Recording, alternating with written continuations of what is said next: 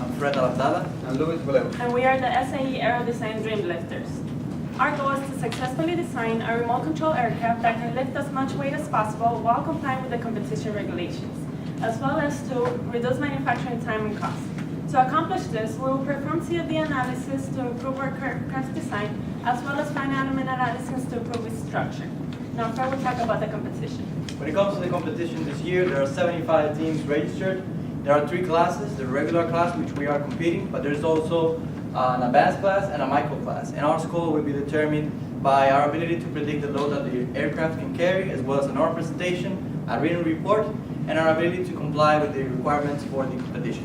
When it comes to the requirements, we have to have a maximum combined length, width, and height of 171 inches, a maximum load of 65 pounds, including the aircraft's weight. We have to travel through a specific path. We have 200 feet and 3 minutes for takeoff and 400 feet for landing. And we have to use a single engine electric motor. And we have a 4-inch width by 4-inch height by 10-inch length payload that we have to design, minimum. Now, when it comes to the aircraft components, Well, for the aircraft components, we have divided the mechanical and electrical parts. For the electrical parts, we'll be mostly buying off-the-shelf products, but we have to make the selection of which one is the best for our airplane. On the mechanical part, we'll be designing the fuselage, tail, and wing. For the fuselage, we have to pay particular attention to the payload area, since it's a predetermined size, and the battery compartment. For the wing and tail, we'll be working on different airfoil selections as well as aspect ratios. When it comes to the wing design, we have many choices as far as wing position, airfoil type, and wing shape. For the wing position, we'll be going with a top wing to give us extra stability since it's a cargo airplane. We want to go with a deep camber airfoil for extra lift at low speed. And for the wing shape, we'll be using a taper type wing that will give us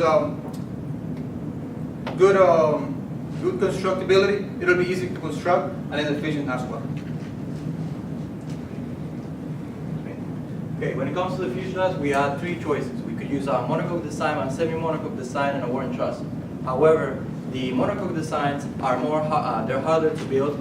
They require more money, and they consume more time. So due to this, we decided to go for the fuselage, which has a good strength-to-weight ratio. It has good rigidity and good stability.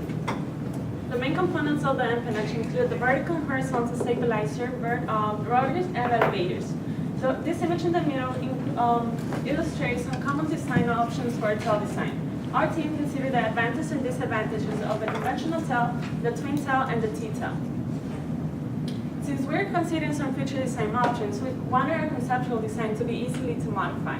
One option is to add a ducted fan propeller, which will be mounted on the top of the wing. Therefore, we selected an H-tail instead of a conventional tail, as well as to reduce the height of the airplane and give us a longer wingspan. For the shape of the wing, we went for a 45% taper ratio, which will give us as much efficiency as an elliptical shape, keeping it easy to construct.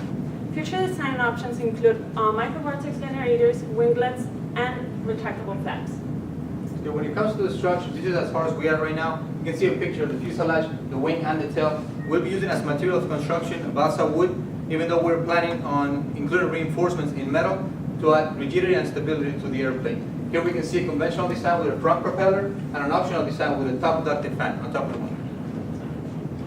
Okay. When it comes to the global learning for our awareness, we are working with a student from the University of Venezuela who already went to the SAE competition. When it comes to the engagement, we're going to be using materials that are not harmful for the environment, and we'll be ensuring the safety of the spectators and competitors at the competition. And for the engagement, we'll be using current technology to build all the parts in the assembly of our aircraft, and we will be we'll be validating out of the results from the softwares that we'll be using, as it was previously discussed. Okay, for the process and timeline, right now we are at the conceptual design stage. We're planning on doing CFD, structural analysis, and wind tunnel testing, doing our winter break, and hopefully get our construction going by January next year. For a cost analysis, our estimated cost is right now $2,245 for our prototype. Other expenses include competition registration of $700, as well as travel expenses of $600. And we want to acknowledge our advisor, Dr. Diamante, Dr. Julie Gravish, And Dr. Benjamin Bates. Thank you very much. Any questions?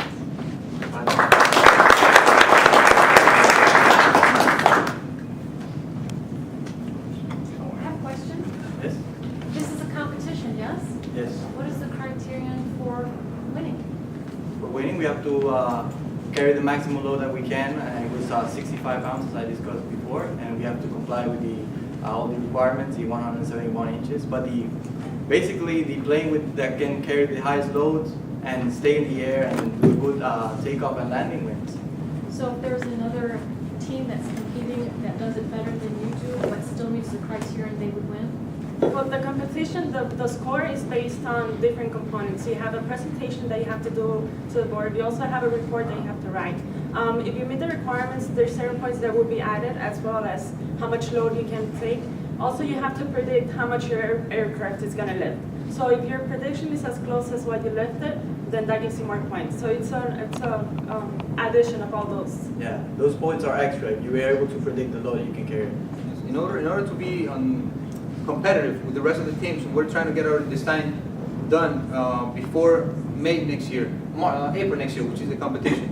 I want to do some flight testing to actually, when we write the report, we have a tested payload that we can just predict on paper, and it should match what we're actually going to lift. Very good, thank you.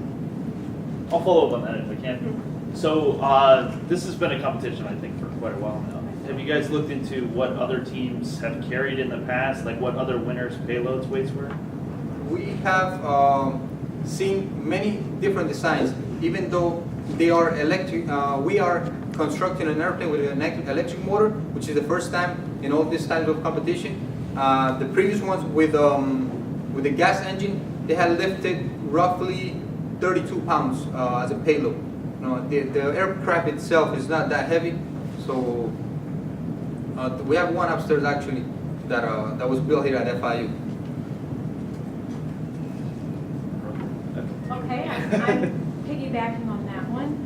So if everybody's doing a gas engine, how did you guys come to a team conclusion that you were going to go electric? Well, it's a requirement by the It's the requirement by the competition. competition. Right, They They were the ones that Yeah, they put that upon us. changed it to a fully electrical airplane. Very interesting. Up until last year, actually this year, 2013, the competition was based on a gas engine.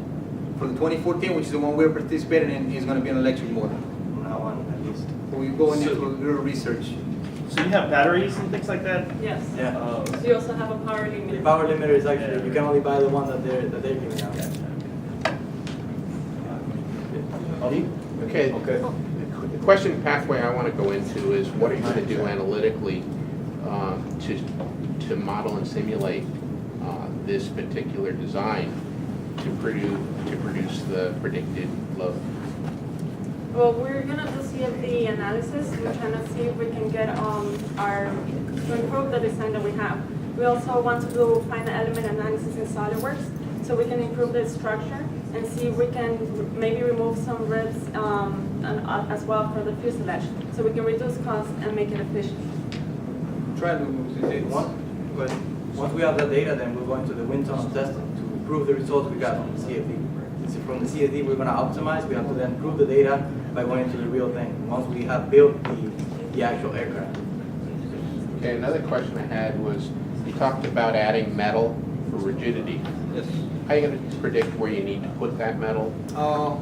Right now, based on the structure we have, is entirely done in wood.